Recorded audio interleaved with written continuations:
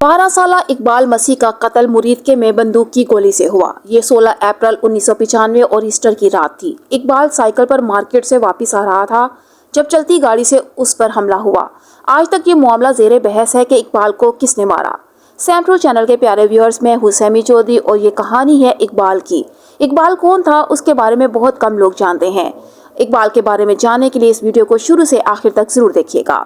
इकबाल मसीह के कत्ल के 3 साल बाद हजारों मील दूर इटली के एक छोटे से शहर मोन्जा में एक प्राइमरी स्कूल के तालिबे इल्म, उनके वालिदैन और असासा ने मिलकर ये फैसला किया कि उनका स्कूल अब इकबाल मसीह एलिमेंट्री स्कूल के नाम से पहचाना जाएगा।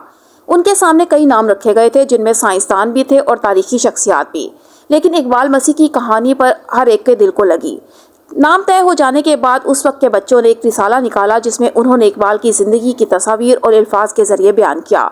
दूसरी जमात की तरफ से इकबाल के नाम ये खत भी लिखा गया। प्यारे इकबाल, हमने तुम्हारी दुख भरी कहानी सुनी और अब हम ये जान गए कि तुम एक बहादुर बच्चे थे।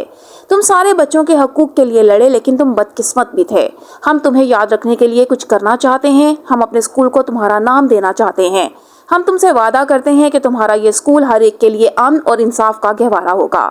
इकबाल 4 साल का था जब उसने कालीन की फैक्ट्री में काम करना शुरू किया। उसके गरीब बाप का मामूली सा कर्ज इस बच्चे की नाजुक उंगलियों की मुशक्कत से उतारा गया। अगले 6 साल इकबाल अपने जैसे और बच्चों के साथ अपना बचपन कालीन बनाने में सर्व करता गया और फिर एक दिन वो अपनी कैद से फरार हो गया।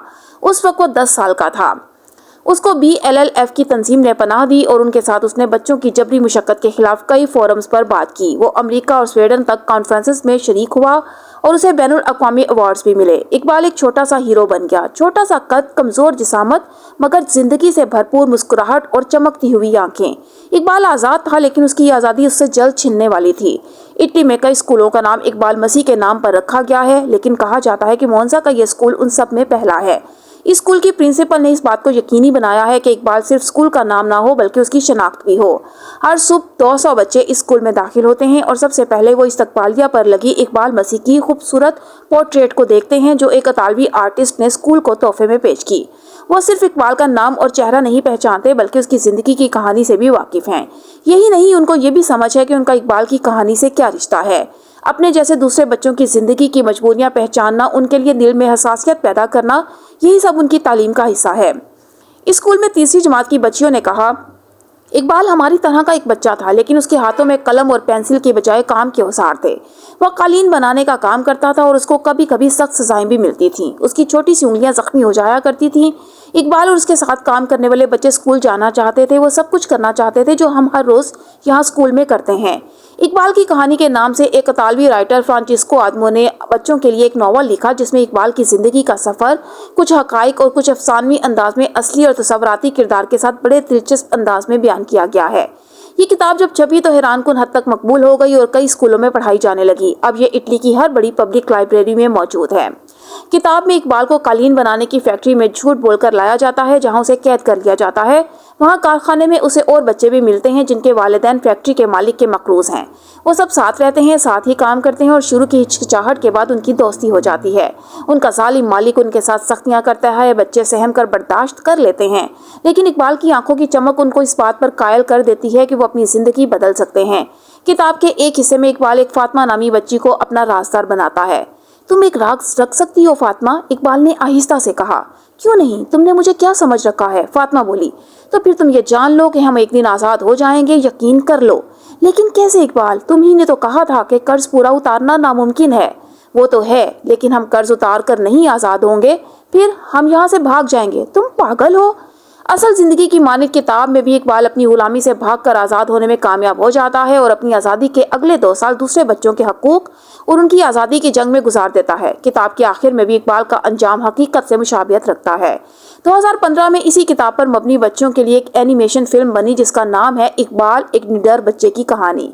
ये इतालवी और फ्रांसीसी प्रोडक्शन है, जैसे बनाने में यूनिसेफ ने ताउन किया और इटली के रियासती टीवी चैनल ने इसे मुल्क भर में नशर किया।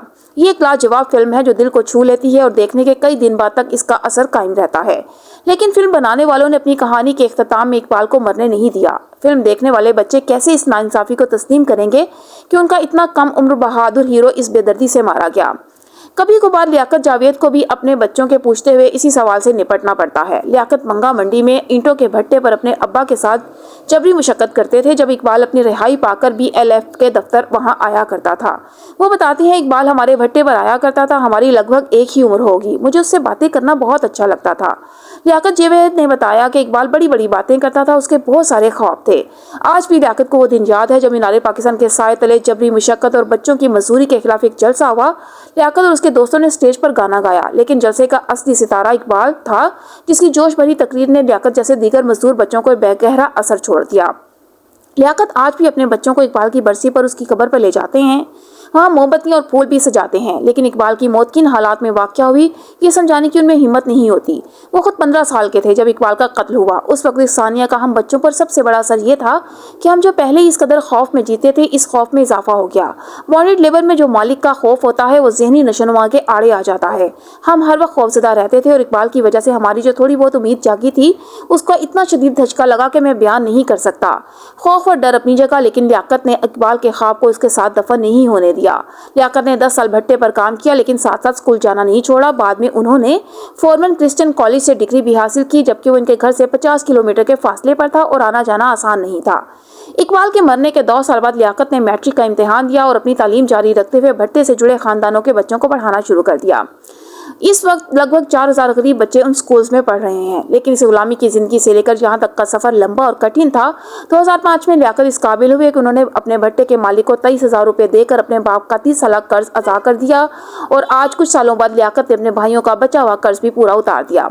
अब लियाकत जावेद के तमाम घर वाले अपने माजी की डोर से आज़ाद हो चुके हैं, लेकिन लियाकत अपने बचपन के दोस्त इकबाल का ख्वाब नहीं टूटने दिया और ना ही कभी इकबाल के खानदान से नाता तोड़ा। लियाकत जावेद ने बड़े दुख के साथ कहा, सबसे गहरा दुख मुझे ये है कि इकबाल मसीह का नाम लेने वाले बहुत आए, उसके नाम पर दुनिया भर में इदारे चले, लेकिन आज तक उसके खानदान को किसी ने नहीं पूछा। ये इस मुआशरे की और इसके इदारों की इखलाकी जिम्मेदारी बनती थी कि वो ये देखते कि इकबाल के घर वाले कितने मुश्किल हालात और गुर्बत में जिंदगी गुजार रहे हैं।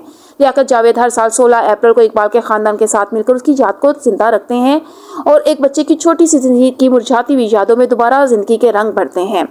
जिस तरह इकबाल की कहानी को हमारे स्कूलों में हमारे बच्चों तक पहुंचना चाहिए था, ऐसा तो नहीं हुआ, लेकिन उन्हें जानकर शायद खुशी होगी कि पाकिस्तान से हजारों मील दूर इटली के एक स्कूल के बच्चे इकबाल के नाम आज भी ये पैगाम देते हैं, प्यारे इकबाल, हमने तुम्हारी कहानी सुनी, तुम्हारी तस्वीर देखी, जीत का निशान लिए, तुम्हारे ऊंचे बाजू देखकर हम मुस्कुराए, तुम्हारी आंखों में संजीदगी देखकर हम घबराए। शुक्रिया इन नन्ही उंगलियों का जिन्होंने इतनी थकन उठाई, शुक्रिया इस बड़े दिल का जो दुनिया के लिए इतनी बड़ी बातें कर गया, शुक्रिया अपनी बहादुरी का जिसकी वजह से तुम हमेशा हम सब में जिंदा रहोगे।